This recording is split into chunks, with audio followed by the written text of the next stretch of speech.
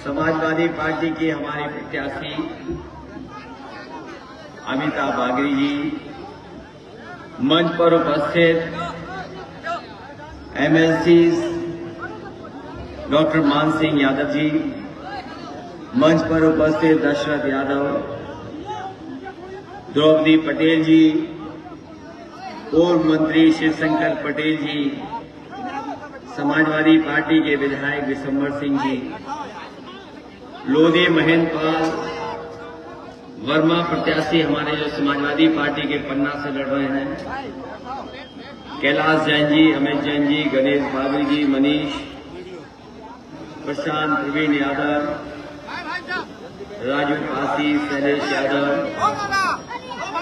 श्याम सुंदर भारती, मेघनाथ संगाट और बड़ी संख्या में सभी हमारे समाजवादी नेता और इस चुनावी जनसभा में आए हुए हमारे सभी आदरणीय बुजुर्ग, माताएं, बहनें, नौजवान साथी, पत्रकार बंधु, मैं सबसे पहले आई हुई जनता का बहुत बहुत धन्यवाद और आभार प्रकट करना चाहता हूं। मैं आज इस गुन्नौर विधानसभा में पहली बार वोट मांगने आया हूं। वैसे तो पुराने हमारे समाजवादी जो मंच में बैठे हैं और जो गूगल या मोबाइल चलाना जानते होंगे, वो अगर गूगल करेंगे और खासकर हमारे समाजवादी जो पुराने नेता है वो जानते होंगे कि जिस समय उत्तर प्रदेश में नेताजी गुन्नौर विधानसभा से चुनाव लड़े थे, एशिया की सबसे बड़ी जीत अगर किसी की हुई थी तो समाजवादी पार्टी और नेताजी की गुन्नौर जो उत्तर प्रदेश में बदायूं जिले में है, वहां पर तो हमारे अपने लोग हैं, समाजवादी लोग हैं, हम लोगों को अच्छी तरह समझते हैं। वहां ऐतिहासिक वोटों से हम हर बार जीतते हैं। आज पहली बार गुन्नौर विधानसभा में और पहली बार एक महिला प्रत्याशी के लिए मैं आपसे सहयोग और समर्थन मांगने आया हूं। मुझे उम्मीद है कि आप सब लोग मिलकर के अमिता बागरी जी को वोट देकर के इनको जिताने का काम करेंगे। हालांकि ये चुनाव मध्य प्रदेश में हो रहा है और अक्सर ये जो बड़ी बड़ी पार्टी के लोग हैं, जिन्हें समय समय पर समाजवादियों ने सहयोग किया है, जब उन्हें जरूरत थी तो हम लोग उनके साथ खड़े हुए। लेकिन अभी आपने देखा होगा, जब हम समाजवादियों को साथ लेने की बात आई तो कांग्रेस पार्टी हमें भूल गई। एक बार तो मुझे लगा कि इन्होंने कांग्रेस पार्टी के लोगों ने धोखा दिया है, लेकिन जब मैंने उनके प्रत्याशी जो मुख्यमंत्री के दावेदार हैं उनकी उम्र देखी, 80 साल वालों से थोड़ी बहुत गलती हुई जाती है। हो सकता है भूल गए हो हम लोगों को, हमें धोखे में रखा कि हम साथ आपके चुनाव लड़ेंगे, लेकिन जब समय आया तो हमें पीछे छोड़ दिया। और इसी तरह आपकी प्रत्याशी अमिता बागरी जी के साथ हुआ। इनकी पार्टी भारतीय जनता पार्टी ने भरोसा दिलाया कि इन्हें चुनाव लड़ाया जाएगा, लेकिन जब टिकट की बात आई तो इनको भी उन्होंने धोखा देने का काम किया। अब ये बात मैं नहीं जानता हूं कि किस कारण, किन परिस्थितियों में क्या लाभ देकर के टिकट दी होगी, लेकिन आज मैं आप सबसे निवेदन अपील करने आया हूं कि समाजवादियों की आप मदद करें। कई बार ये बड़े बड़े दल ये पूछते हैं कि समाजवादी पार्टी ये कौन सी पार्टी है। मैंने उनसे कहा, और यहां पर जितने नौजवान खड़े हैं उनके पास मोबाइल है, गूगल कर करके देख लेना। मैंने उन बड़ी पार्टी के लोगों से कहा कि वो समय याद कीजिए कि जिस समय देश के प्रधानमंत्री एक सड़क पर हवाई जहाज लेकर के उतरे थे, और जब हवाई जहाज से उतरे थे तो अकेले उतरे थे। अगर किसी ने वो सड़क बनाई थी जहां पर एयरफोर्स का सबसे भारी वाहन उतर सकता है तो वो समाजवादी पार्टी थी।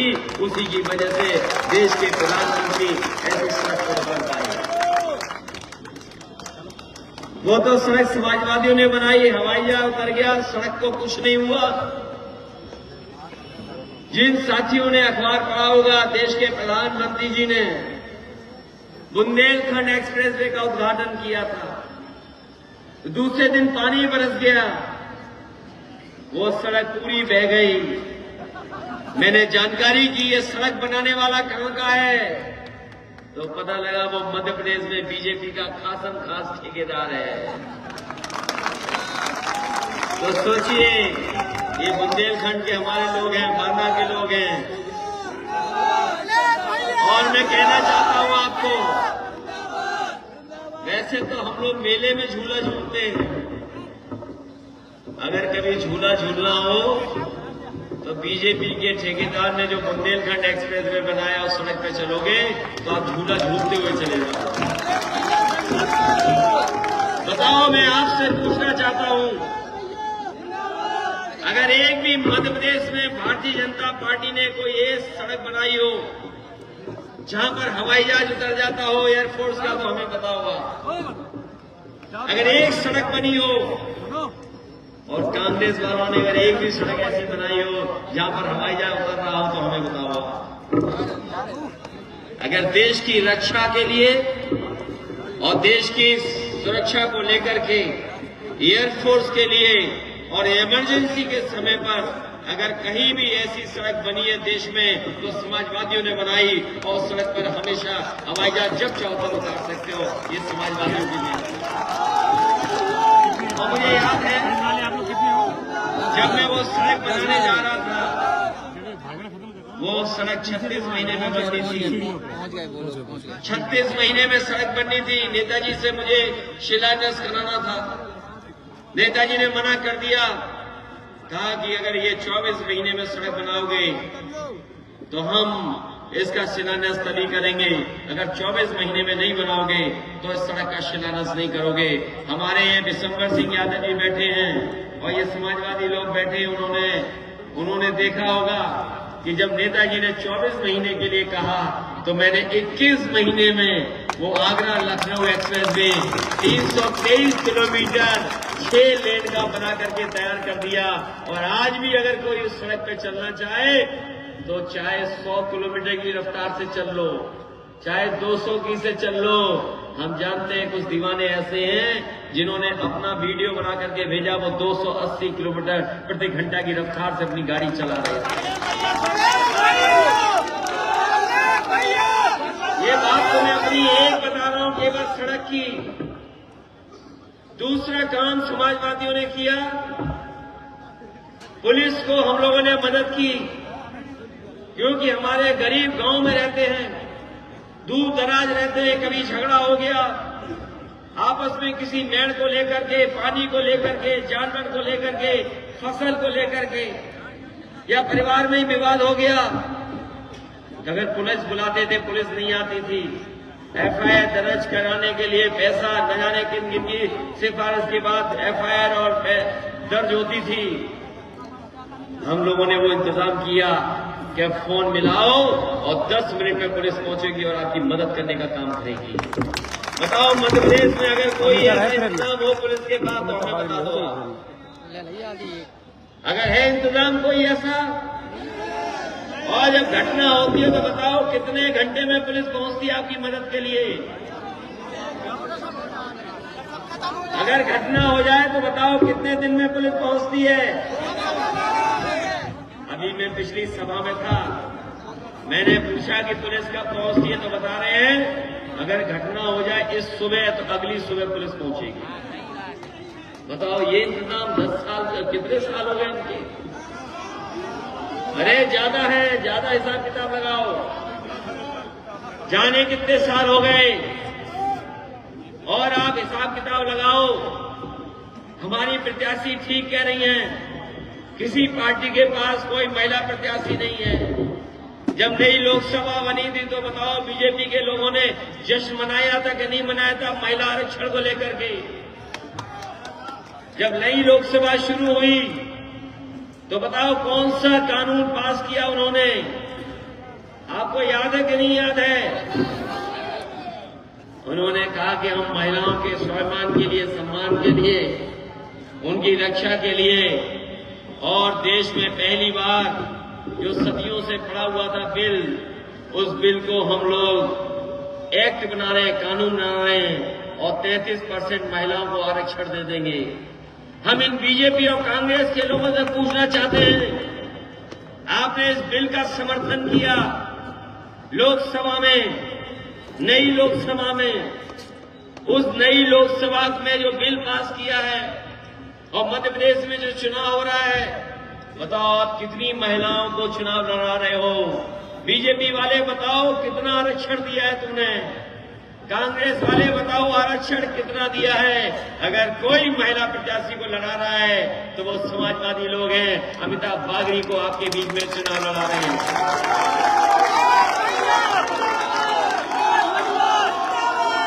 तो चुनाव लड़ना ही तो असली नारी शक्ति वर्धन है। इन्हें हम लोग चुनाव लड़ा रहे हैं तो बताओ आरक्षण का पालन कर रहे हैं कि नहीं कर रहे हैं? बीजेपी वाले क्यों नहीं पालन कर रहे हैं? नई लोकसभा में बिल पास किया तो।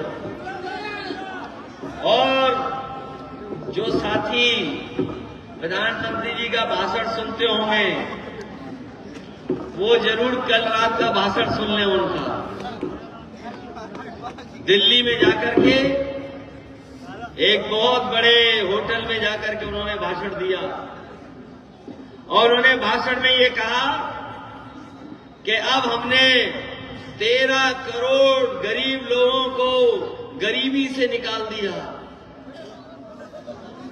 प्रधानमंत्री जी ने भाषण दिया कि हमारी सरकार ने 13 करोड़ गरीबों को गरीबी से बाहर निकाल दिया।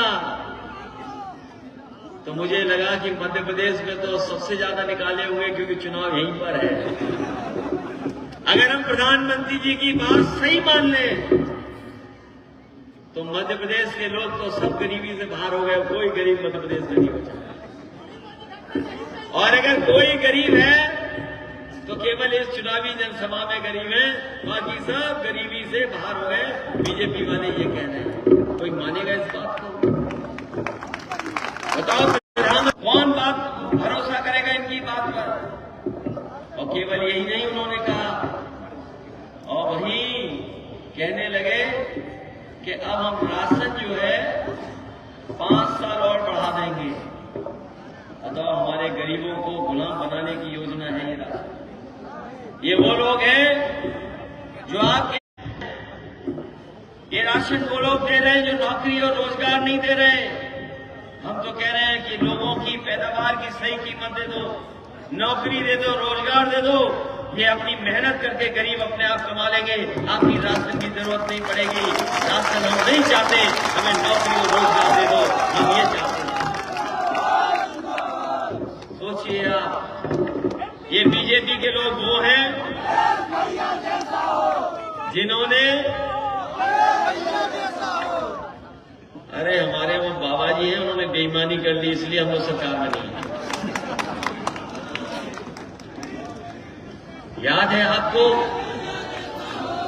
मैं आपको वो बात याद दिलाना चाहता हूं, हो सकता है उस समय लोगों को याद हो, अखबारों में जो खबरें निकल रही थी कोरोना के समय पर, यही बीजेपी के लोगों ने अचानक बंद कर दिया सब कुछ, और लोगों के पास कोई रास्ता नहीं था। लोग जो दूर रह रहे थे, आपके परिवार के सदस्य, मध्य प्रदेश के या देश से कोने कोने से जो लोग महाराष्ट्र में या गुजरात में नौकरी करने चले गए थे, लॉकडाउन होने की वजह से, कारोबार बंद होने की वजह से वो अपने घरों को वापस लौट लिए। और आपको मैं याद दिला दूं, पत्रकार साथियों को याद होगा, देश में 2 ही गर्भवती महिलाएं पैदल पैदल चल करके घर पहुंची थी। एक अपने पन्ना की और दूसरी ललितपुर की महिला थी जो गर्भवती थी, न जाने कहां से चल, कोई इंतजाम नहीं किया और अपने हाल पे छोड़ दिया। और आज भी जो लॉकडाउन हुआ था उसकी वजह से जो नुकसान हुआ उसकी आज भी भरपाई सरकार ने नहीं की है। दुनिया में जितने देश हैं कोरोना के समय जिनका नुकसान हुआ उनकी भरपाई की सुप्रीम कोर्ट ने कहा कि मदद करो जिनके परिवारों की सदस्यों की जान गई। बताओ हमें मध्य प्रदेश के लोगों, दिल्ली में भी बीजेपी थी, मध्य प्रदेश में बीजेपी थी, अगर किसी भी परिवार की उस समय मदद की गई हो तो हमें बता दो कि इस परिवार की मदद हुई थी, इस परिवार के सदस्य की जान गई और सरकार ने इनकी मदद की है। किसी की मदद नहीं की। ये वही सरकार वाले लोग हैं जिन्होंने नोटबंदी कराया था। नोटबंदी याद है? नोटबंदी, और कहा था कि गरीबों को इससे नोट तो सब बंद हो गए, चले गए। बताओ कितने गरीबों को लाभ हुआ उसका? किसी का लाभ पहुंचा हो तो बताओ हमें, गरीब भाई बहनों। और रहा बचा 2000 रुपया, वो भी बंद हो गया कि नहीं बंद हो गया? अभी जब मैं आसमान में ड्रोन उड़ता हुआ देख रहा था तो मुझे लग रहा था कि ये बीजेपी वालों ने ड्रोन भेजा हुआ 2000 रुपए ढूंढने। नहीं बोलती है 15 लाख तो भूल जाओ, नहीं मिलेंगे। हम यूपी वाले भी इंतजार कर रहे हैं 15 लाख का। जब यूपी वालों को नहीं मिला तो मध्य प्रदेश वालों को कौन दे देगा? तो बताओ धोखा हुआ कि नहीं हुआ आपके साथ? और अब तो सुना है कांग्रेस और बीजेपी दोनों जाति जनगणना करना चाहती है। ये कांग्रेस पार्टी वो जिसने कभी जाति जनगणना रुकवाई थी। ये जाति जनगणना देश में होती थी, अंग्रेजों ने कराई जाति जनगणना, लेकिन आजादी के बाद कांग्रेस के लोगों ने जाति जनगणना रुकवा दी। जाति जनगणना नहीं होती है। वही जिन्होंने रोकी जाति जनगणना वो आज कह रहे हैं कि हम जाति जनगणना कराएंगे। और मैंने कुछ दिन पहले कहा था, हमारे समाजवादियों को याद होगा कि लोकसभा चुनाव आएगा, आप देख लेना भारतीय जनता पार्टी के लोग भी कहेंगे कि जाति जनगणना हो जाए। अब देखा आपने, दोनों लोग कह रहे हैं कि जाति जनगणना हो। ये समाजवादियों को मुद्दा था, ये पीडीए से घबरा गए, पिछड़े दलित आदिवासियों की ताकत से घबरा गए। इसीलिए चाहे वो बीजेपी हो चाहे कांग्रेस हो, दोनों कह रहे हैं जाति जनगणना कराएंगे। हम लोग भी पक्ष में हैं और हम लोग इसलिए पक्ष में हैं कि हमारे मध्य प्रदेश के भाई बहनों को अभी तो 27% आरक्षण नहीं मिल रहा है। बताओ किसी को आरक्षण मिल रहा है आपको 27%? उत्तर प्रदेश में तो है 27%, आखिरकार मध्य प्रदेश में नहीं है। इसका दोषी कौन है? इसका दोषी दोनों हैं, चाहे वो कांग्रेस हो चाहे वो बीजेपी, दोनों दोषी हैं जिनके कारण 27% आरक्षण नहीं लागू हो पाया है। हम आपको भरोसा दिला के जा रहे हैं, जब लोकसभा का चुनाव आएगा हम पूरी ताकत से उत्तर प्रदेश में भारतीय जनता पार्टी का मुकाबला कर रहे हैं और भारतीय जनता पार्टी को हटाएंगे। और देश में जब नई सरकार बनेगी सबसे पहला काम हमारा होगा कि जाति जनगणना हो, और जनगणना के बाद जो जितनी जाति हो उसको उसके अधिकार के हिसाब से उसकी मदद हो, जितनी आबादी हो उसकी मदद हो। आप चाहते हो कि नहीं चाहते हो जाति जनगणना? अगर आप चाहते हो जाति जनगणना तो अमिताभ बागरी जी को जिताइए। मदद करोगे कि नहीं करोगे? और महंगाई की मैं क्या बात करूं? बताओ महंगाई बढ़ गई कि नहीं बढ़ गई? ये डीजल पेट्रोल सबकी कीमत बढ़ा दी और चुनाव आ गया तो सिलेंडर भी फ्री देने की तैयारी कर रहे हैं। अभी तक तो हमारे गरीब सिलेंडर पे सामान रखे हुए थे, बैठने के काम आ रहा था उनके, लेकिन चुनाव आ गया तो कह रहे हैं कि हम आपको फ्री सिलेंडर भी देंगे। इसलिए कौन जिम्मेदार है इस महंगाई के लिए? बीजेपी जिम्मेदार है महंगाई के लिए। आपका सरसों का तेल मध्य प्रदेश सबसे ज्यादा पैदावार में आगे है, लेकिन बताओ सरसों का तेल महंगा हो गया कि नहीं महंगा है? हर खाने पीने की चीज महंगी हो गई। और याद रखना हमारे किसान भाइयों, ये बीजेपी वो है जिसने कहा था कि हम आय दोगुनी करेंगे, हमारे किसान भाइयों, आप खेत में पैदावार कर रहे होंगे, बताओ किस फसल की कीमत आपको मिल रही है? किस पैदावार की कीमत दोगुनी हो गई है? इस सरकार ने लाभ नहीं पहुंचाया। जो कुछ कमाई थी वो महंगाई से इन्होंने छीनने का काम किया। हमारे नौजवान साथियों, बताओ नौकरी कहां है, रोजगार कहां है? ये लोग कहते हैं कि हम दुनिया के बराबर खड़े हो गए, मध्य प्रदेश आगे बढ़ रहा है, सबको नौकरी दे दी, सबको रोजगार दे दिया। बताओ कहां नौकरी मिल गई आपको?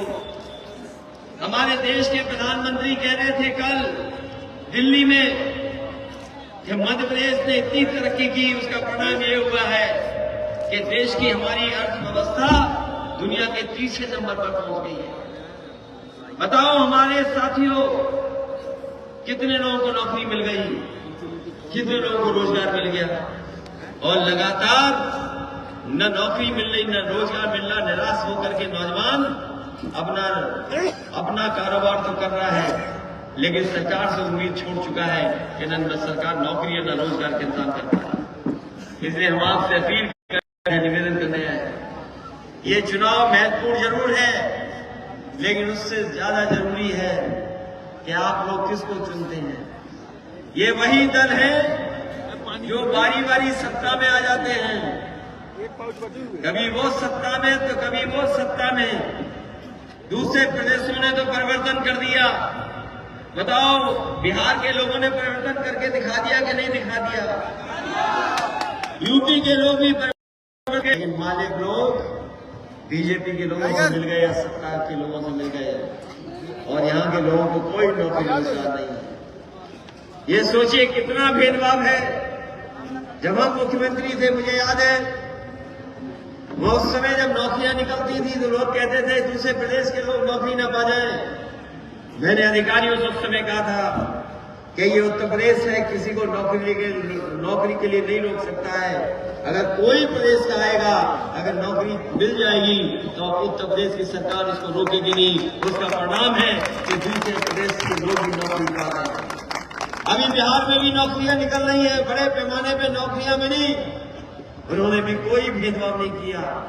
और वहीं मध्य प्रदेश में अपने घर में कारखाना होने के बाद भी बड़े पैमाने पे नौजवान हमारा बेरोजगार घूम रहा है, उसको कोई नौकरी और कोई भविष्य उसके सामने नहीं दिख रही है। इसलिए साथियों, मदद करना, ये दोनों दल एक हैं। अगर इनकी बीजेपी कांग्रेस एक से है दोनों, अगर इनके मुद्दे देखोगे एक से है। हमारी आपकी ताकत से घबरा गए और अब कहने लगे कि हम भी जाति जनगणना कराएंगे। वो इसलिए घबरा रहे हैं क्योंकि वो जानते हैं पीडीए की ताकत बढ़ गई है, पिछले दलित आदिवासी और संघ भाइयों की ताकत बढ़ गई है, उसका मुकाबला ये लोग नहीं कर सकते हैं। इसीलिए जाति जनगणना की बात कर रहे हैं। जाति जनगणना चाहते हैं, जो पिछड़े और दलित और आदिवासी भाइयों को हम हक सम्मान दिलाना चाहते हैं, ये जीतेंगी तो हमारी लड़ाई और आगे बढ़ेगी। इन भारतीय जनता पार्टी और इन कांग्रेस के लोगों से बचाना। इन्होंने आजादी के बाद बारी बारी से सरकार चलाई है और उन सरकार चलाने का परिणाम ये है कि आज न जाने कितने पीछे मध्य प्रदेश छूट गया है। अगर आप चाहते हो कि और प्रदेशों की तरह खुशहाली के रास्ते पर जाएं तो समाजवादियों की मदद करना। समाजवादियों ने एक एक कदम ऐतिहासिक उठाया है। आज देश में जो काम समाजवादी करके दिखा गए वो काम दूसरा कोई नहीं कर पाया। सड़क बनानी पड़ी हो, चाहे नौजवानों को लैपटॉप बांटना पड़ा हो, सबसे ज्यादा लैपटॉप अगर किसी ने बांट के देश में दिखाया तो समाजवादियों ने बांट के दिखाया। अगर मंडियां बनी तो सबसे ज्यादा मंडियां अगर किसी ने बनाई है तो समाजवादियों ने मंडियां बनाकर दिखा दिया। के देश में दिखाया तो समाजवादियों ने उत्तर प्रदेश में करके दिखाया। हमारे यहाँ 100 नंबर मिलाने के बाद पुलिस 10 और 15 मिनट में पहुंच जाती है मदद करने, लेकिन आपके मध्य प्रदेश में पुलिस नहीं पहुंचती है। और उसका परिणाम यह है कि सबसे ज्यादा असुरक्षित महिलाएं और बेटियां कहीं हैं तो वो आपके मध्य प्रदेश में हैं। सबसे ज्यादा घटनाएं पूरे देश में अगर कहीं हो रही हैं तो मध्य प्रदेश में हो रही हैं। ज्यादा सुरक्षा की अगर जरूरत किसी को है तो आज मध्य प्रदेश की बेटियां, बहनें और हमारी माताओं के, क्योंकि सबसे ज्यादा घटनाएं देश में कहीं हो रही हैं तो मध्य प्रदेश में हो रही हैं। मुझे उम्मीद है इन बातों को आप ध्यान करेंगे, विचार करेंगे और जब आप आकलन करेंगे तो आप पाएंगे कि समाजवादियों ने बहुत अच्छे काम करके दिखाए हैं। हमें अगर आप मौका दोगे तो हम लोग भी आपके बीच में काम करेंगे और जिस तरह से उत्तर प्रदेश को हम लोगों ने आगे बढ़ाने का काम किया था उसी तरीके से कि हमारी सरकार बन जाए तो 1500 देंगे। हम उनसे कहते हैं समाजवादियों ने जो करके दिखाया है हमें मौका दीजिए, 3000 करके दिखाएंगे और नहीं अगर यकीन करते हो तो उत्तर प्रदेश का मुख्यमंत्री हटाओ, हमें बनाओ, हम 3000 महीना और 20 करोड़ 24 करोड़ लोगों के बीच में मदद करो और सहयोग करो। हम अपने नौजवान साथियों से कहेंगे कि ये जो बहुत बुरी बुरी पार्टियां हैं, एक मुख्यमंत्री तो भूल जाते हैं, एक पार्टी ने इन्हें धोखा दिया, एक पार्टी हमें भूल गई। हम उन्हें दोष नहीं देते हैं, उम्र ज्यादा है तो कभी कभी भूल जाते होंगे। मुझे उम्मीद है कि आप समाजवादियों की मदद करेंगे, साइकिल की मदद करेंगे, अमिताभ बागरी जी को अच्छे वोटों से जिता करके भेजेंगे। बहुत बहुत धन्यवाद। साथियों ने फैसला दिया, रोडी मिश्रा, हरिलाल चौधरी, रामोद चतुर्वेदी से लेकर के बड़ी संख्या में लोग हैं। मैं उन सबका समाजवादी पार्टी में स्वागत करता हूं, उन सबको धन्यवाद देता हूं, बधाई देता हूं कि उनका भी सहयोग और मदद मिलेगी हम लोगों को।